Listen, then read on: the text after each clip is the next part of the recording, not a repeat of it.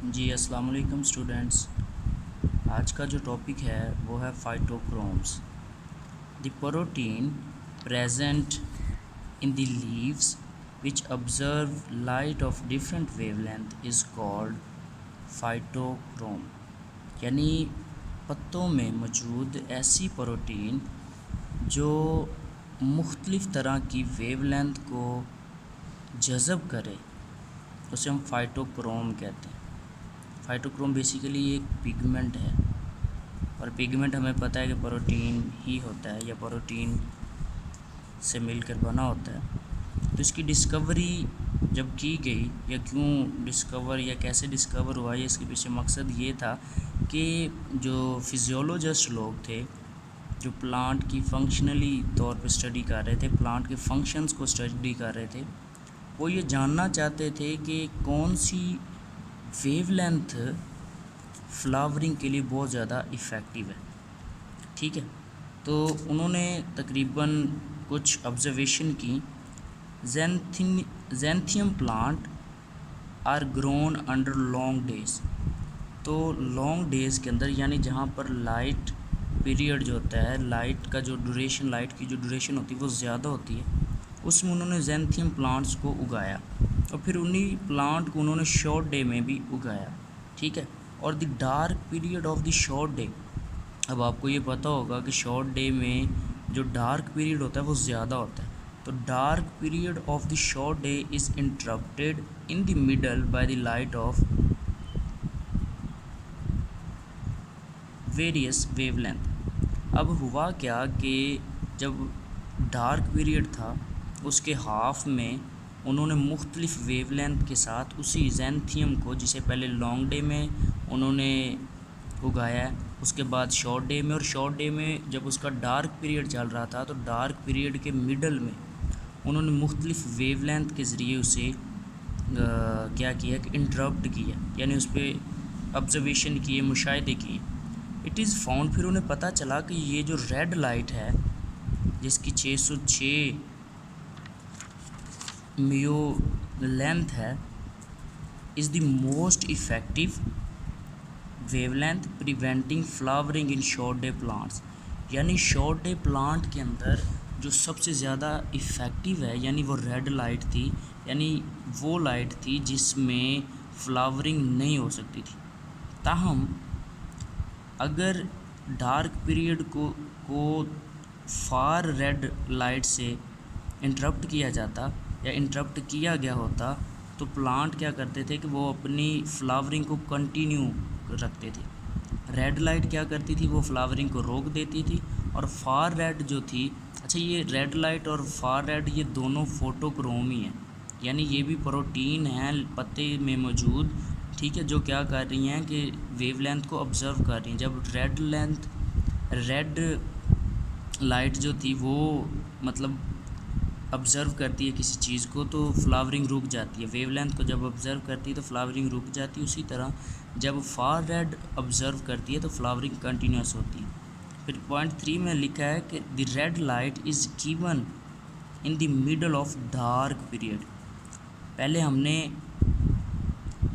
Dark period में देखा था कि रेड लाइट दी जाती है शॉर्ट डे प्लांट में पहले पॉइंट के अंदर।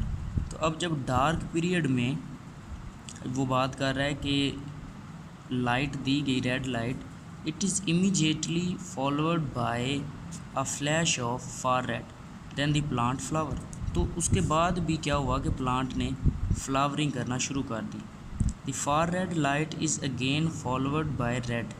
यानी इस तरह का सिस्टम है कि अगर रेड लाइट ग्रोथ रोक रही है तो फार रेड लाइट ग्रोथ करवा रही है, और अगर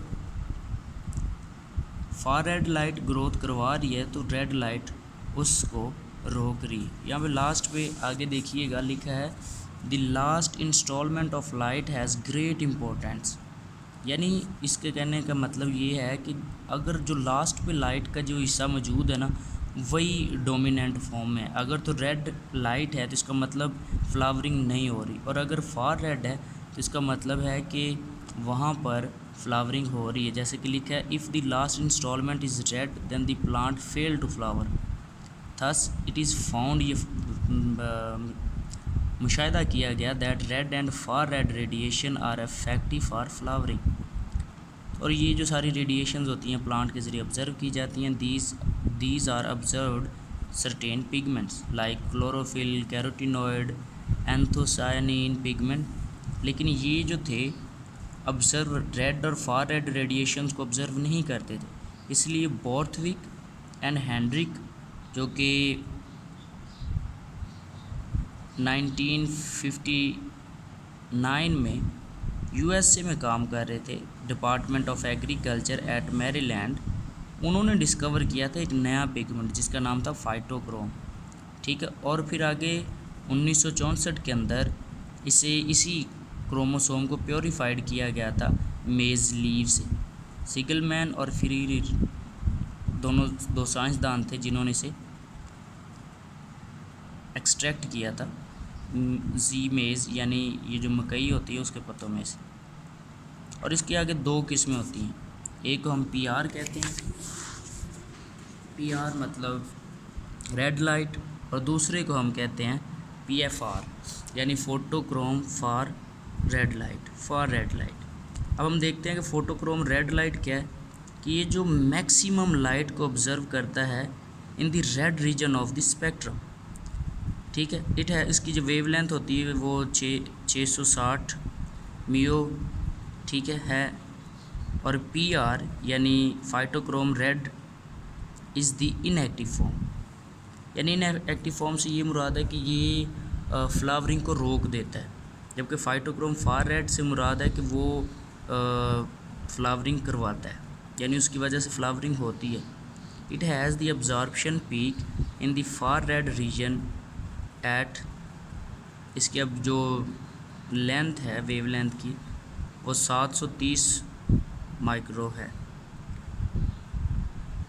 और ये ही फिजियोलॉजिकली तौर पर एक्टिव है। इसकी दो किस्में होती हैं। अब दोनों ये इंटर कन्वर्टिबल हैं। इंटर कन्वर्टिबल से मुराद ये है कि अगर एक एक्टिव है तो दूसरा इनएक्टिव है, और दूसरा एक्टिव है तो पहला इनएक्टिव हो जाएगा। यानी एक अगर दिन के वक्त हो रहा है तो दूसरा रात के वक्त होगा, एक को अगर लाइट चाहिए तो दूसरे को अंधेरा चाहिए, इस तरह करके। इनकी दो किस्में आगे, एक फ़ोटो कन्वर्जन है और दूसरी थर्मल कन्वर्जन है। अब फ़ोटो कन्वर्जन का मतलब है कि कन्वर्ट होने के लिए लाइट की ज़रूरत होगी। अगर थर्म हो रहा है तो इसका मतलब सिर्फ हीट चाहिए, यहाँ पे लाइट की ज़रूरत नहीं है। तो फ़ोटो कन्वर्जन में क्या होता है कि जो फोटोक्रोम रेड है या पीआर फोटोक्रोम ऑब्ज़र्व करता है रेड लाइट को और कन्वर्ट हो जाता है into PFR. Similarly PFR observe far red and it is converted to PR form. This is known as, इसे फ़ोटो कन्वर्जन भी कहते हैं, और इसी फ़ोटो कन्वर्जन को इंटर कन्वर्टिबल भी कहते हैं। Photo conversion is very rapid, क्योंकि ये बहुत तकरीबन एक से 4 मिनट के अंदर अंदर ये हो जाता है। अब पीएफआर जो है थर्मल कन्वर्जन में क्या होता है कि PFR spontaneously converted into PR in the dark.